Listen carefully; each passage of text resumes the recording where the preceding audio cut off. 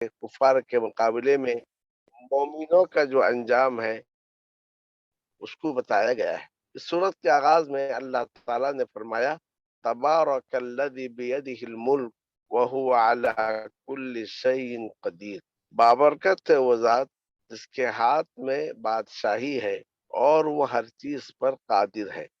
यहाँ पर अल्लाह ताला ने अपनी तारीफ से इस सूरत का आगाज किया कि अल्लाह ताला बाबरकत है, यानी अल्लाह ताला के जात खैर का मंबा है। शर की निस्बत अल्लाह अज़्ज़ व जल की जानिब नहीं की जा सकती। तो अल्लाह ताला बाबरकत है, यानी हर ऐब से पाक है, और अल्लाह ताला बाबरकत है, यानी हर खैर अल्लाह अज़्ज़ व जल की जानिब से है। अल्लाह ताला के हाथ में बादशाही है, तो मतलब कायनात में अल्लाह ताला ही तसर्रुफ करता है। कायनात में अल्लाह ताला का हुक्म ही चलता है। जैसा कि दूसरी जगह अल्लाह ताला ने फरमाया, युदब्बिरुल अम्र, कि अल्लाह ताला मामले की तदबीर करता है। अला लहुल खल्क वल अम्र, सुन लो अल्लाह ही के लिए खल्क है और अल्लाह ही के लिए हुक्म है। तो गोया कायनात की बादशाही अल्लाह अज़्ज़ व जल की है। यहाँ पर यद की निस्बत अल्लाह की जानिब की गई, तो गोया इससे ये बात साबित हुई कि यद यानी हाथ ये अल्लाह ताला की सिफात में से एक सिफत है। और आयत के आखिर में अल्लाह ताला ने फरमाया, और वो हर चीज पर कादिर है। जब बादशाही उसके लिए है तो उसका लाजमी शर्त यह है कि उसके लिए कुदरत ताम्मा और कुदरत कामिला है। जब कुदरत न हो, ताकत न हो, तो फिर बादशाही का तस्वुर कैसे कर सकते हैं।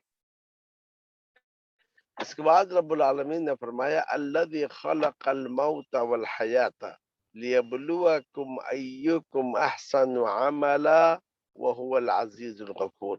जिसने मौत और हयात को पैदा किया ताकि वो तुमको आजमाए कि तुम्हें का कौन अच्छा अमल वाला है, और वो जबरदस्त है, खूब बख्शने वाला है। तो ऊपर अल्लाह ताला की अल्लाह ताला ने अपनी तारीफ की, अपनी जात को बेऐब बतलाया और कहा हर खैर उसकी जानिब से है, बादशाही उसी के लिए है और हर चीज पर वो कादिर है।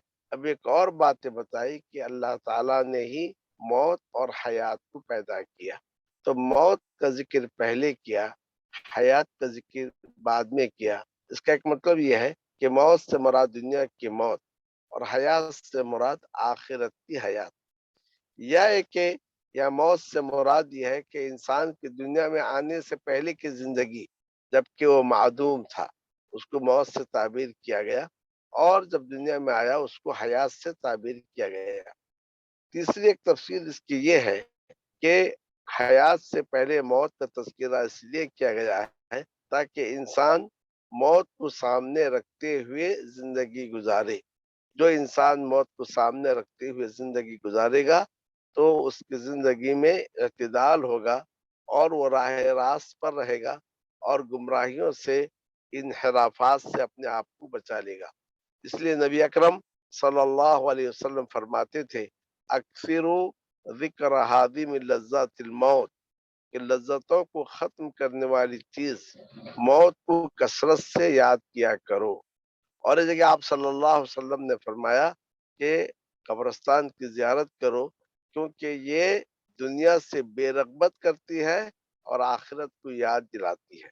तो गोया हयात से पहले मौत का तज़किरा किया, हालांकि पहले हयात है बाद में मौत है, तो ये बतलाने के लिए कि हम जिंदगी को गुजारे मौत को याद करते हुए। जिसने मौत और हयात को पैदा किया, लियब्लुवकुम अय्युकुम अहसनु अमला, ताकि वो तुमको आजमाए कि तुम्हें का कौन अच्छा अमल करने वाला है, और वो जबरदस्त है, खूब बख्शने वाला है। तो इसमें मकसद तखलीक को जिक्र किया गया है कि अल्लाह अज़्ज़ व जल ने ये जो कायनात एक मुनज़्ज़म और मुहक्कम तरीके से बनाई है, और हर चीज अपने अपनी जगह पर, अपने अपने मदार पर रवा दवा है, तो इसके पीछे अल्लाह ताला की एक हिकमत है। और वो हिकमत ये है कि अल्लाह ताला ये देखने वाला है कि यहाँ कौन अच्छा अमल करने वाला है, कौन बुरा अमल करने वाला है। اچھا عمل سے مراد دو بنیادی شرطیں ہیں. پہلی شرط یہ ہے کہ وہ کام اللہ کے لیے ہو، اس میں اخلاص ہو، اور دوسری چیز یہ ہے کہ وہ عمل شریعت کے مطابق ہو، نبی اکرم صلی اللہ علیہ وسلم کے بتلائے ہوئے طریقے کے مطابق ہو. یہی وہ چیز، یہی وہ دو بنیادی شرطیں ہیں کہ جس کو اچھا عمل کہا جاتا ہے. تو اللہ تعالیٰ نے موت اور حیات کو اس لیے پیدا کیا تاکہ وہ تمہیں آزمائے، تمہیں کا کون اچھا عمل کرنے والا ہے. وہ العزیز الغفور، اور وہ زبردست ہے. تو اس میں تنبیہ ہے کہ جو لوگ برا عمل کرتے ہیں، اللہ کی نافرمانی کرتے ہیں، اللہ کے معصیت میں زندگی گزارتے ہیں، کہ وہ سمجھ لیں کہ اللہ زبردست ہے، غالب ہے، اللہ کو وہ مغلوب نہیں کر سکتے، تو گویا وہ سخت پکڑنے والا بھی ہے. الغفور کہہ کر یہ بتایا گیا کہ جو شخص توبہ کرے گا اور اپنے گناہوں کی معافی چاہے گا، رب العالمین بخشنے والا بھی ہے. تو وہ ایک طرف خوف بھی دلایا گیا ہے اور دوسری جانب امید بھی دلائی گئی ہے. بندے کو چاہیے خوف اور امید کے درمیان زندگی گزارے. اس آیت میں اس جانب اشارہ ہے کہ جب موت و حیات کی تخلیق کا مقصد یہ ہے کہ یہ دیکھنا ہے کہ اچھا عمل کس کا ہے، تو پھر اچھا عمل کرنے والے کو اس کا صلہ ملنا چاہیے، اور جو برا عمل کرتا ہے اس کو اس کا بدلہ ملنا چاہیے. تو اس کے لیے پھر ضرورت ہے اس بات کی کہ ایک دن ایسا ہو جب سب کو اس کے عمل کا بدلہ دیا جائے، اور وہ قیامت کا دن ہے.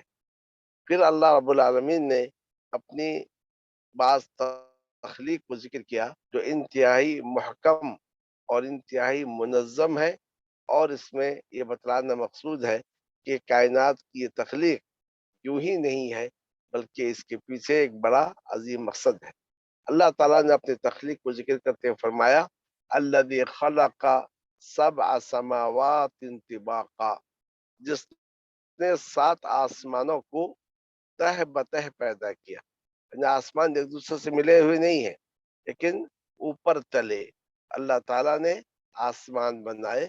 ما ترا فی خلق الرحمن من تفاوت، تو رحمان کی تخلیق میں، رحمان کے پیدا کرنے میں کوئی فرق نہیں دیکھے گا، یعنی اس میں کوئی بے ضابطگی تجھے نظر نہیں آئے گی.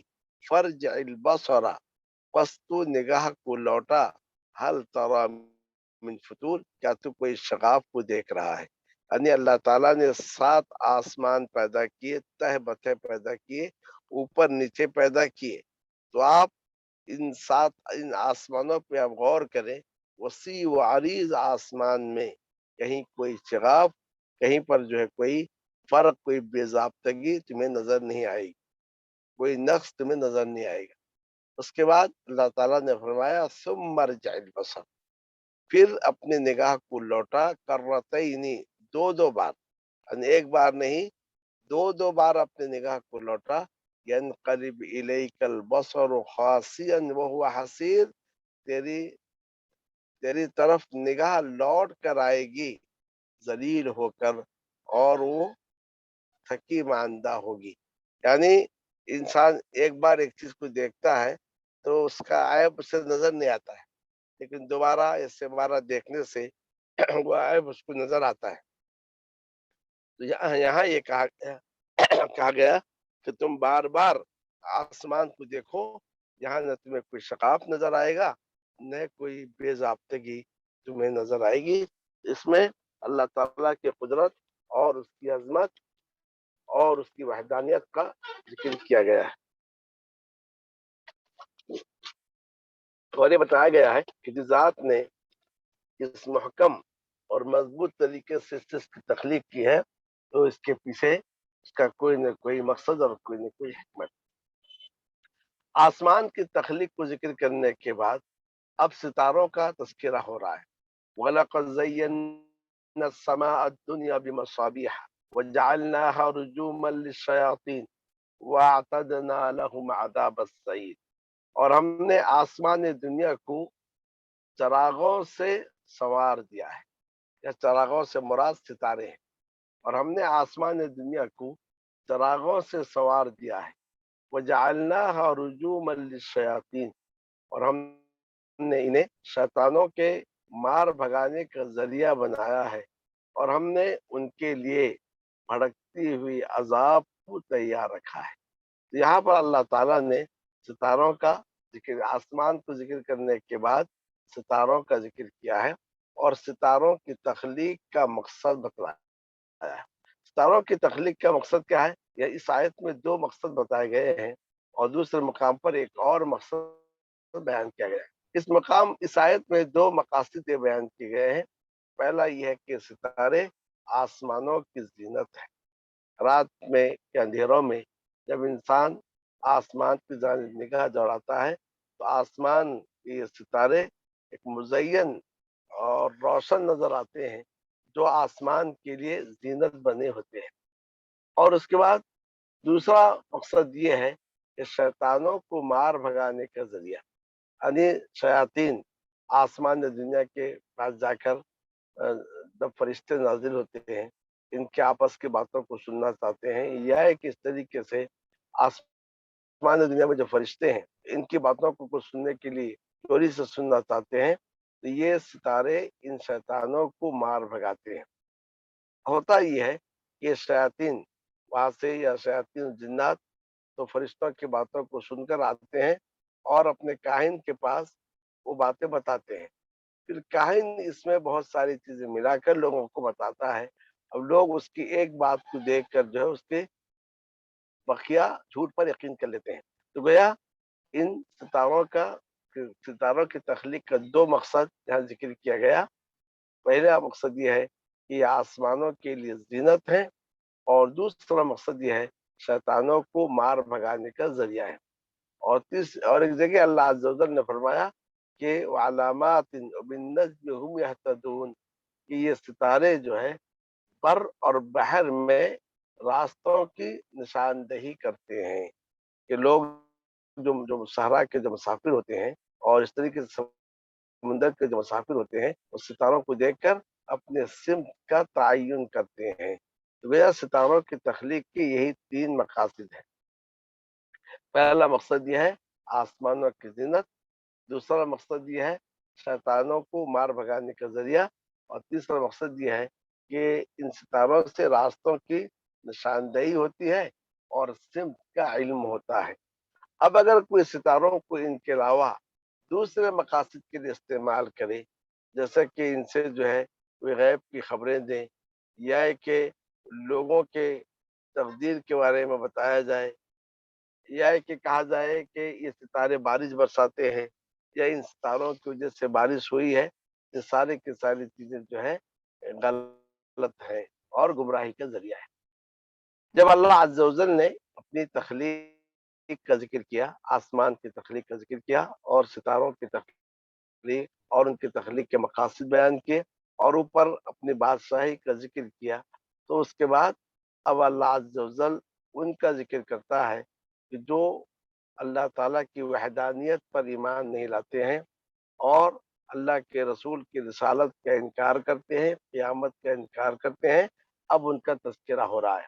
گویا اس میں یہ بات بتائی جا رہی ہے، اگر کوئی شخص اللہ تعالیٰ کی تخلیق پر غور کر لے اور اس کائنات پر غور کر لے تو اللہ تعالیٰ پر ایمان لے آئے، لیکن ایک شخص کے اس نظام میں رہتے ہوئے بھی، روزانہ آسمان کو دیکھتے ہوئے بھی، ستاروں کو دیکھتے ہوئے بھی، کائنات کے اس محکم اور منظم نظام کو دیکھتے ہوئے بھی اگر کوئی ایمان، اس کے لیے قیامت کے روز بھڑکتی ہوئی عذاب ہے، حتیٰ کہ خود وہ قیامت کے روز اس کا اقرار کرے گا کہ میں نے دنیا میں جس کو جھٹلایا وہ حقیقت تھی، جیسا کہ اللہ تعالیٰ نے فرمایا وَلِلَّذِينَ كَفَرُوا بِرَبِّهِمْ عَذَابُ جَهَنَّمَ وَبِئْسَ الْمَصِيرُ، اور ان لوگوں کے لیے جنہوں نے اپنے رب کے ساتھ کفر کیا، جہنم کا عذاب ہے، یعنی جنہوں نے اللہ تعالیٰ کی وحدانیت کا انکار کیا، جنہوں نے نبی اکرم صلی اللہ علیہ وسلم کی رسالت کا انکار کیا، جنہوں نے یوم قیامت کا انکار کیا، ان سب کے لیے جہنم کا عذاب ہے، وہ بئس المصیر، اور کیا ہی برا ٹھکانہ ہے۔ اذا القوا فیہا، سمعوا لها شہیقا وہی تفور، جب انہیں اس میں ڈال دیا جائے گا، یعنی جب جہنم میں ان کو ڈال دیا جائے گا تو وہ اس کے لیے زور کی آواز سنیں گے، یا کہ قبیح ترین آواز سنیں گے، وہی تفور، اور وہ جوش مار رہی ہوگی۔ اس طریقے سے ہانڈی جو ہے جب اس میں چاول کو پکایا جائے ہانڈی جوش مارتی ہے، وہ اس میں کہا گیا کہ جب جہنمیوں کو جہنم میں ڈالا جائے گا تو جہنم غصے میں ہوگی، اور اس طریقے سے وہ زور سے آواز نکالے گی، قبیح ترین آواز نکالے گی، جیسا کہ گدھے کی چیخ ہوتی ہے اس انداز سے اس کی آواز نکلے گی، اور جو ہے جہنم غصے سے جو ہے جوش مار رہی ہوگی۔ تکاد تمیز من الغیظ، قریب ہے کہ وہ غصے سے پھٹ پڑے، یعنی غصے کے مارے اس کے ایک حصے دوسرے حصے سے الگ ہو جائے، قریب ہے کہ وہ غصے سے پھٹ پڑے۔ کلما القی فیہا فوج سألہم خزنتها الم یأتکم نذیر، جب کبھی اس میں ایک فوج کو ڈالا جائے گا، اس کے داروغے ان سے پوچھیں گے کیا تمہارے پاس ڈرانے والا نہیں آیا؟ گویا اس سے دو باتیں معلوم ہوئی۔ پہلی بات معلوم ہوئی کہ جہنم کو بھی شعور دیا جائے گا، گویا جب جہنم میں ان کفاروں کو ڈالا جائے گا، ان منکرین توحید کو، منکرین رسالت کو اور منکرین قیامت کو جہنم میں ڈالا جائے گا، جہنم سخت غصے میں ہوگی اور سخت غصے میں آواز نکالے گی، اور جو ہے کھولتی رہے گی، اور پھر قریب ہے کہ غصے سے وہ پھٹ پڑے، اور جہنم کے داروغے بھی ان سے پوچھیں گے کہ آج جو تم کو جہنم میں ڈالا جا رہا ہے، کیا دنیا میں کوئی تمہیں تنبیہ کرنے والا نہیں آیا؟ کیا دنیا میں کوئی تمہیں بتانے والا، ڈرانے والا نہیں آیا؟ اور اس کے بعد قالو، وہ کہیں گے بلا، کیوں نہیں، قد جاءنا نذیر، ہاں ہمارے پاس ڈرانے والا آیا ہے، فکذبنا، لیکن ہم نے جھٹلا دیا، وقلنا، اور ہم نے کہا ما نزل اللہ من شیء، اللہ تعالیٰ نے کسی چیز کو نازل نہیں کیا ہے، ان انتم الا فی ضلال کبیر، نہیں ہو تم مگر بڑی گمراہی میں۔ گویا کفار جس چیز کا دنیا میں انکار کر رہے تھے، کل جب انہیں جہنم میں ڈالا جائے گا تو وہ اس کا اقرار کریں گے، وہ کہیں گے ہاں ہمارے پاس ڈرانے والے آئے تھے، لیکن ہم نے ان ڈرانے والوں کو جھٹلا دیا، ان نبیوں کو جھٹلایا، ان رسولوں کو ہم نے جھٹلایا، اور ہم نے اس قرآن کو جھٹلا دیا، ہم نے کہا اللہ تعالیٰ نے کچھ بھی نازل نہیں کیا ہے۔ اب اس کے بعد ان انتم الا فی ضلال کبیر، نہیں ہو تم مگر بڑی گمراہی میں۔ اس کے دو تفسیریں ہیں، ایک تو یہ ہے کہ ان منکرین قیامت نے، منکرین توحید، منکرین رسالت نے اپنے انبیاء سے کہا تھا دنیا میں تم تو بڑی گمراہی میں ہو، جیسا کہ لوگ انبیاء کرام کو کہتے رہے کہ آپ لوگ گمراہ ہیں، یا پھر اس کا مطلب یہ ہے کہ جب یہ لوگ اقرار کریں گے جہنم میں، جب انہیں ڈالا جائے گا، اقرار کریں گے کہ ہاں ہمارے پاس ڈرانے والا آیا لیکن ہم نے جھٹلا دیا، اور ہم نے کہا اللہ نے کوئی چیز نازل نہیں کی، تو اس وقت جہنم کے داروغے ان سے کہیں گے تم تو بڑی گمراہی میں تھے، نہیں تھے تم مگر بڑی گمراہی میں۔ تو یہ یا تو جھٹلانے والوں کی بات ہے، انہوں نے اپنے نبیوں سے بات کہی، ڈرانے والوں سے بات کہی، یا پھر جہنم کے داروغے جہنمی سے کہیں گے کہ تم دنیا میں بڑی گمراہی میں تھے۔ وقالوا لو كنا نسمع او نعقل ما كنا في اصحاب السعیر، اور وہ کہیں گے کاش اگر ہم سنے ہوتے یا سمجھے ہوتے تو ہم آگ والوں میں نہ ہوتے۔ فاعترفوا بذنبهم فسحقا لاصحاب السعیر، بس وہ اپنے گناہ کا اعتراف کر لیں گے، بس دوری ہو آگ والوں کے لیے۔ یہاں اللہ عز و جل نے فرمایا کہ وہ اعتراف کریں گے، ڈرانے والے ہمارے پاس آئے اور اس کا اعتراف کریں گے کہ انہوں نے قرآن کا انکار کیا اور کہا اللہ نے کوئی چیز نازل نہیں کی ہے اور اس کا اعتراف کریں گے۔ انہوں نے انبیاء کرام کو کہا تھا کہ تم گمراہی میں ہو، اور آخر میں یہ بھی کہیں گے کہ ہم اگر ان کی بات سن لیتے اور ان کی بات سمجھ لیتے، آج ہمارا یہ انجام نہ ہوتا۔ تو گویا انہیں آگ میں ڈالنے سے پہلے خود خود یہ اعتراف کریں گے کہ واقعتاً ہم آج عذاب کے مستحق ہیں، جہنم کے مستحق ہیں، کیونکہ ہم نے دنیا میں کچھ ایسا کام کیا جس کی وجہ سے ہم اس کے مستحق ہوئے۔ اب رہا یہ بات کہ اگر ہم سن لیتے اور سمجھ لیتے، اس کا کیا مفہوم ہے؟ جبکہ دنیا میں وہ سنے تھے انبیاء کی دعوت کو، اس کا مطلب یہ ہے کہ اگر ہم، ایک تو سننا عام سننا ہے، دوسرا سننے کا مطلب یہ ہے کہ قبولیت کے کان سے سننا، ایسا سننا جس سے انسان قبول کرے کسی چیز کو، جھٹلانے کے لیے نہیں بلکہ قبول کرنے کے لیے سننا، اور سمجھنا بھی کس کے لیے؟ قبولیت کے لیے، حق کی تلاش کے لیے سمجھنا۔ تو اگر ہم قبول حق کے لیے سنے ہوتے، قبول حق کے لیے سمجھے ہوتے، آج ہمارا یہ انجام نہ ہوتا۔ تو اللہ عز و جل نے فرمایا کہ وہ خود اپنے گناہ کا اعتراف کر لیں اور ان کے لیے دوری ہو کہ انہوں نے اپنے آپ کو اس عذاب کا مستحق ٹھہرا لیا۔ تو یہاں پر جو سحقن کا معنی ہے دوری ہو، یعنی اللہ کی رحمت سے دور ہو جائیں، آگ والے جہنم میں دور ہو جائیں۔ دوسرا مفہوم یہ ہے کہ بعض مفسرین نے کہا سحق یہ جہنم کی ایک وادی کا نام ہے، تو یہ کہا جا رہا ہے کہ جہنمیوں کے لیے جہنم کی یہ وادی سحق رہے، یعنی وہ جہنم کی اس وادی میں داخل ہوں گے، اس کا نام سحق ہے۔ جب اللہ عز و جل نے جہنمیوں کا تذکرہ کیا، منکرین توحید، منکرین رسالت اور منکرین قیامت کا تذکرہ کیا اور ان کا انجام بتلایا، تب اس کے مقابلے میں جیسا کہ قرآن مجید کا اسلوب ہے، اللہ عز و جل جنتیوں کا تذکرہ کر رہا ہے، ایمان والوں کا تذکرہ کر رہا ہے کہ کل ایمان والے کیسے رہیں گے۔ ان الذین یخشون ربهم بالغیب لہم مغفرۃ واجر کبیر، بے شک وہ لوگ جو اپنے رب سے غیب میں ڈرتے ہیں۔ غیب سے مراد کیا ہے؟ یعنی اللہ تعالیٰ کو بن دیکھے اللہ پر ایمان لاتے ہیں۔ غیب سے دوسرا مراد یہ ہے کہ تنہائی میں اللہ تعالیٰ سے ڈرتے ہیں، یعنی لوگوں کے سامنے تو ڈرتے ہی ہیں لیکن تنہائی میں بھی وہ اللہ تعالیٰ سے ڈرتے ہیں۔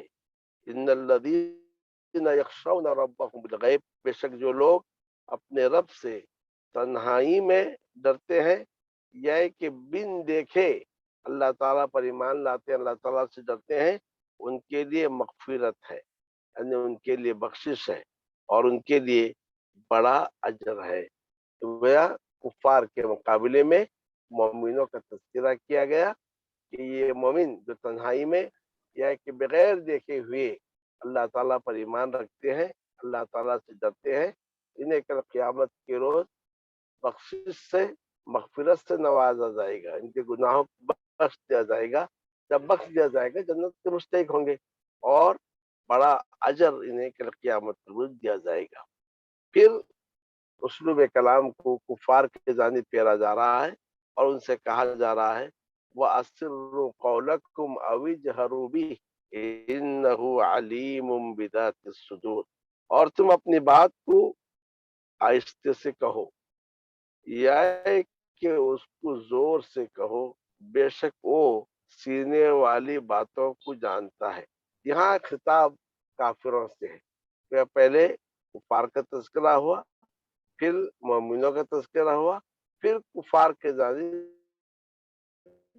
خطاب کو پھیرا جا رہا ہے، کیونکہ یہ کفار مکہ جو ہے نبی اکرم صلی اللہ علیہ وسلم کے بارے میں اور ایسے ہی دین اسلام کے بارے میں بہت کچھ باتیں جو ہے وہ چھپ چھپ کر کہا کر، چھپ کر کہے کہ زور سے کہو۔ اللہ عز و جل تو سینے والے باتوں کو جانتا ہے، جب وہ سینے میں جو خیالات آتے ہیں یا کہ جو پلان इंसान बनाता है जब उसको जानता है। तुम जो आहिस्ते से कहते हो कि अल्लाह उसको नहीं जानता है, अला यअलमु मन खलक व हुवल लतीफुल खबीर, क्या वो नहीं जानेगा जिसने पैदा किया और वो बारीक बीन है, खबर रखने वाला है। यानी इसमें कहा गया कि अल्लाह ताला नहीं जानेगा। तुम जो बात आहिस्ते से कह रहे हो या कि छुप छुप कर कह रहे हो कि अल्लाह ताला तुम्हारी बात को नहीं जानेगा, क्योंकि उसने तो तुमको पैदा किया है। जो तुम्हारा खालिक है वो तुम्हारे दिलों में क्या बात आ रही उसको भी वो जानता है, और वो अल्लाह लतीफ है। लतीफ का मतलब ये है कि बारीक बीन है, और खबीर हर बात की खबर रखने वाला है। जब वो बारीक बीन है, तुम्हारी हर हरकत पर उसकी नजर है, और तुम्हारे हर ख्याल पर उसकी नजर है, तुम्हारे हर प्लान हर मंसूबे पर उसका नजर है। वो इस तरीके से लोग अपना दीन के खिलाफ, रसूल के खिलाफ अपना मंसूबा बनाते हैं, और ये बात को भूल जाते हैं कि जब वो मंसूबा बनाते हैं तो अल्लाह ताला उनके मंसूबों से वाकिफ है, और उनके मंसूबों को वो अपने हिकमत मसलियत के तहत नाकाम भी करता है। वक़द मकरू मकरहुम व इंदल्लाहि मकरूहुम व इन कान मकरूहुम लितज़ूल मिनहुल जिबाल, और उन्होंने अपने मकर की और अल्लाह ने भी अपने मकर की, अगरचे कि उनके मकर ऐसे थे कि इससे पहाड़ भी अपनी जगह से हट सकते थे। तो गोया इस सूरत में यहाँ तक हमने जो आयतें पढ़ी हैं, इनमें अल्लाह रब्बुल आलमीन ने अपनी अज़मत और अपनी कुदरत और अपनी तख्लीक का तज़किरा किया, और ये बतलाया कि अल्लाह ताला की ये कुदरत और अल्लाह ताला की ये तख्लीक जो इंतहाई मजबूत और मुहकम है, जिसमें किसी किस्म का कोई ऐब नहीं है, कोई फतूर नहीं है, ये इस बात का मुतकाज़ी है कि अल्लाह ताला ने इस कायनात को यूं ही बेकार और अबस नहीं पैदा किया है, बल्कि इसके पीछे अल्लाह की कोई न कोई हिकमत है, मकसद है, और वो ये है कि अल्लाह ये देखना चाहता है कि उसने जो तुम्हें ज़िंदगी दी है, इस ज़िंदगी को तुम कैसे गुज़ार रहे हो? क्या इस ज़िंदगी को तुम उसके हुक्म पर अमल करते हुए, उसकी मर्ज़ी के मुताबिक गुज़ारते हुए अहसन अमल में ज़िंदगी गुज़ार रहे हो, या है कि उसकी नाफ़रमानी और मासियत करते हुए बुरे अमल का इर्तिकाब कर रहे हो? ये अल्लाह अज़्ज़ व जल देखना चाहता है। और इसी के साथ ये बताया कि बुरों का क्या अंजाम होने वाला है, काफ़िरों का क्या अंजाम होने वाला है, और मोमिनों का क्या अंजाम होने वाला है। तो गोया इस सूरत में, जैसा कि मक्की सूरतों का मज़मून होता है, तौहीद, रिसालत और क़यामत पर गुफ्तगू की गई है, और उसके लिए अल्लाह ताला ने अपनी रुबूबियत को बतौर दलील पेश किया है। जो शख्स अल्लाह ताला की रुबूबियत पर गौर करेगा, वो इन सारी बातों पर ईमान ले आएगा। जैसा कि दूसरी जगह अल्लाह ताला ने फरमाया कि आसमान और ज़मीन की तख्लीक में, रात और दिन के आने-जाने में अक्ल वालों के लिए निशानियाँ हैं। इंसान जब आसमान और ज़मीन और रात और दिन के आने-जाने पे गौर करेगा, तो वो अल्लाह पर ईमान लाएगा, अल्लाह का ज़िक्र करेगा, और जहन्नम से अल्लाह की पनाह तलब करेगा। तो हमें ये चाहिए कि इस सूरत पर बार-बार पढ़ें, और जो है इन आयतों पर हम गौर करें कि इन आयतों में हमें अल्लाह की तख्लीक पर गौर करने की जो दावत दी गई है, इस पर हम गौर करें, और जो है अपने ज़िंदगी को सुधारने की कोशिश करें। अल्लाह रब्बुल आलमीन से दुआ है कि अल्लाह ताला हमें हुस्न अमल की तौफ़ीक़ अता फ़रमाए, और इंशाअल्लाह जो बाकी आयतें हैं, आइंदा हफ़्ता इंशाअल्लाह हम इस सूरत को मुकम्मल करेंगे। अगर किसी के पास कुछ सवाल हो तो।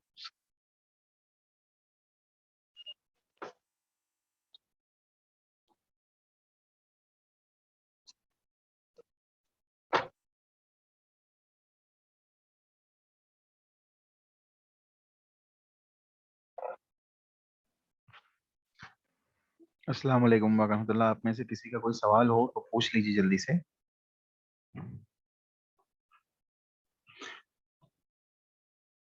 چلیے خیر، کسی کے پاس کوئی سوال نہیں ہے کیونکہ ٹائم بھی ختم ہونے پہ ہے۔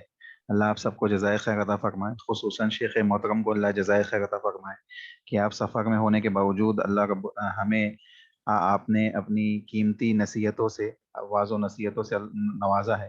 اللہ آپ کو جزائے خیر عطا فرمائے، آپ سب کو بھی جزائے خیر عطا فرمائے اور ہم سب کو جنت الفردوس میں جگہ عطا فرمائے، آمین۔ دعا اختتام مجلس کی دعا پڑھ لیجیے۔ سبحانک اللہم ربنا و بحمدک اشہد ان لا الہ